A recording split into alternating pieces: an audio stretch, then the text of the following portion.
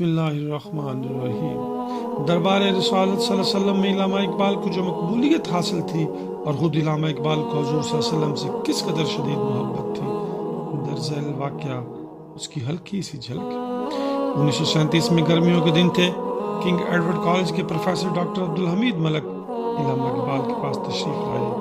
دوران گفتگو بے تکلفی سے دریافت کیا، آپ حکیم الامت کیسے بنے؟ علامہ اقبال نے بلا توقف فرمایا کہ گن کر 1 کروڑ مرتبہ درود شریف کا ورد کیا ہے، آپ بھی اس نسخہ پر عمل کر کے حکیم الامت بن سکتے ہیں۔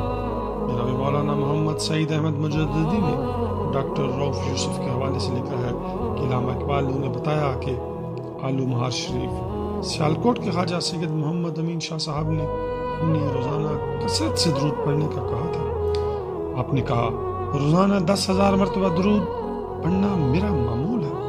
علامہ اقبال اسی درود کے ورد کی برکت سے حکیم الامت بنے تھے۔ درود پاک کے کام غیب سے انجام پاتے ہیں اور راستے کھلتے جاتے ہیں، ورد کرتے جاتے ہیں اور انہونی کو ہونی میں تبدیل ہوتے دیکھتے جاتے ہیں۔ دعا ہے کہ اللہ تعالیٰ مجھے اور آپ کو اپنے حبیب کے حضور زیادہ سے زیادہ اپنی عقیدتوں کا نذرانہ درود کی شکل میں پیش کرنے کی سعادت نصیب فرمائے، آمین۔